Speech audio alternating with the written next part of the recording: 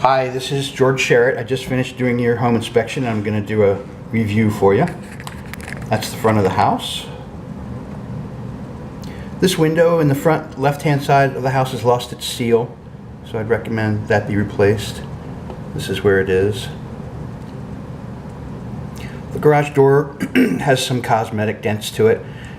You could have these panels replaced if you wanted to.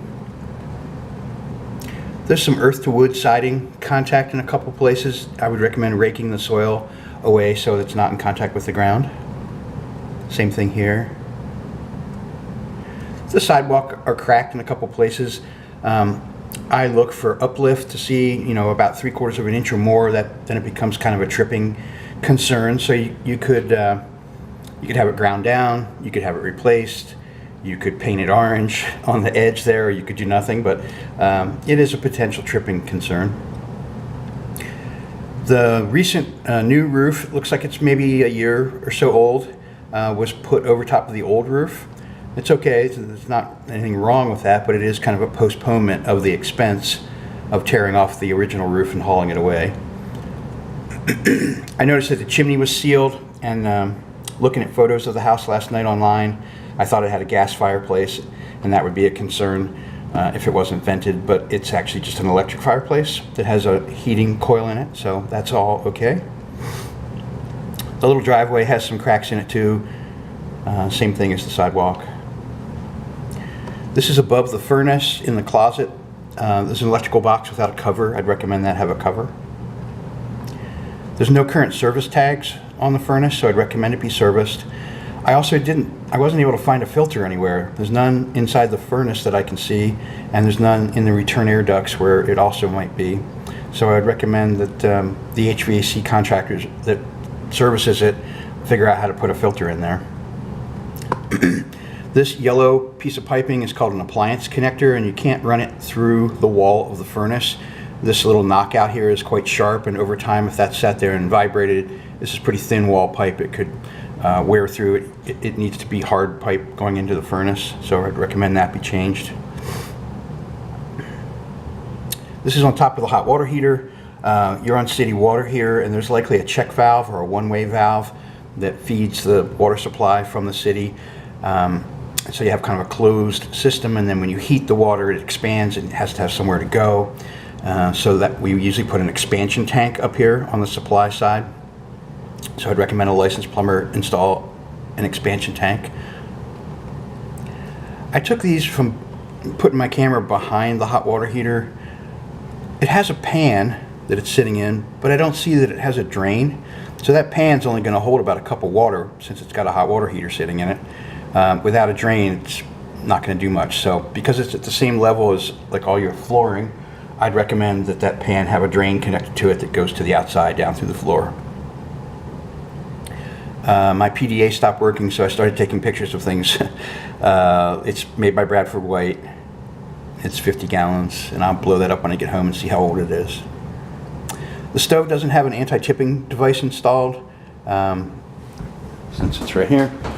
It came with one. It talks about it here on the label. It's a pretty important little safety feature, so I'd recommend that be installed. So other than the one bathroom outlet, all the outlets in the house are ungrounded.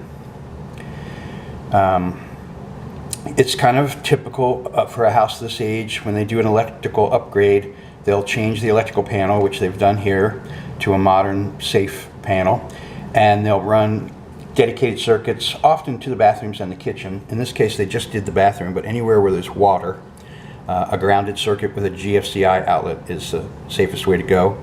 So in the kitchen, they're not grounded and they're not GFCI protected. It's possible to GFCI protect outlets that are ungrounded, and that would add another layer of safety to the kitchen outlets if someone was to drop an appliance in the sink. So I'd recommend a licensed electrician look at that with the idea of GFCI protecting the kitchen outlets. As far as the rest of the outlets being ungrounded, we lived with that for a long time. It is safer to have grounded outlets, but my two electricians tell me that they'd live in a house without ground, so they don't think it's a huge concern.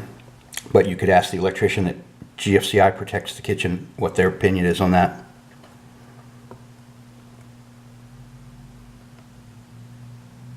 That's the dishwasher. I ran it while I was here. It seemed to function fine.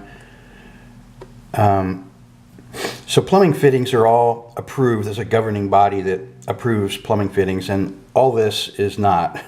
This is all Home Depot stuff intended for homeowners because it's flexible pipe, and homeowners, we're not plumbers, so we don't get things to line up properly, and so they make these flexible things. They're really thin-walled.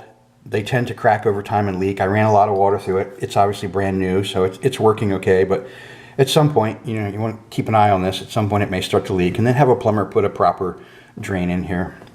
The drain from the dishwasher hooks directly into the sink. We don't do that anymore. That tells me they didn't get a permit to do that work. It needs to go to what's called an air gap, which is a little chrome dome that would go right here. It has a couple slits in it, and it's an anti-siphon device. So this sink has a hole here. You'd have to lose the soap dispenser, but you could have a plumber install an anti-siphon device, or what's also called an air gap. It's possible to siphon dirty sink water onto your dishes, and you wouldn't necessarily know it, but it would contaminate them. Just another outlet that's not grounded as I'm making my way through the house. The fireplace, like I said, turns out to be electric, so it's fine. It does have a heating element you can turn on. It'll blow warm air, hot air into the house. This outlet just by the front door is not wired correctly. It turns on the porch light, but it's also, this outlet right next to the door is a switched outlet, so it doesn't make any sense to have the same switch do both things. So have a licensed electrician fix that. That's where it is. There's a carbon monoxide alarm in the house like the state law requires. That's the tub. The smoke alarm, there's only one, and it's in the hallway. I recommend one in every bedroom and every change of ceiling height. The doorbell didn't function, so have a licensed electrician fix that. The attic's not an accessible area.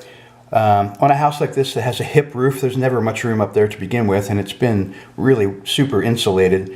So they, took their hose and went to the back of the attic and just started filling the attic and worked their way towards the front entrance and then closed it up.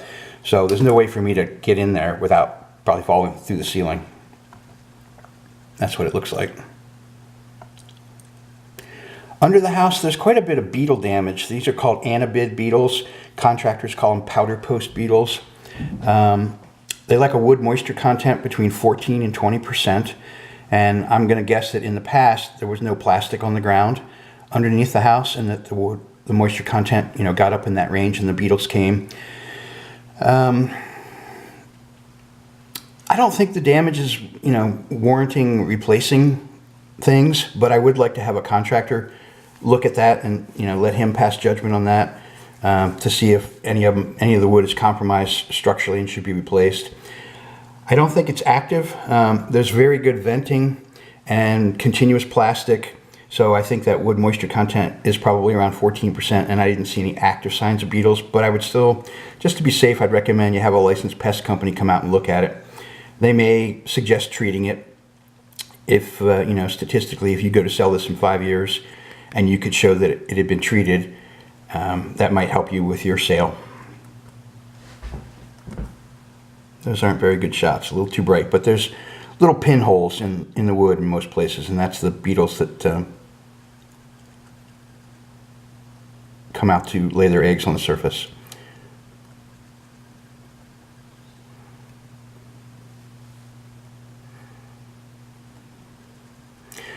The main heat duct, or plenum as it's called, that all the side ones hook up to, the flex ducts hook up to, is not insulated for some reason, so it would increase the efficiency and the comfort in the house if someone insulated the main plenum.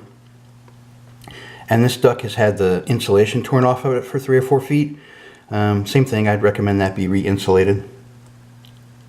There's some wood scraps down there right at the end of the plenum. This is the entrance, so it's not very far in there, but there's big scraps of wood down there. It's cellulose. It's considered food for insects sitting on the ground, so I'd recommend that all be removed. And then we're back out front. After you've watched this and read my report, if you have questions, you're more than welcome to call me. Thank you.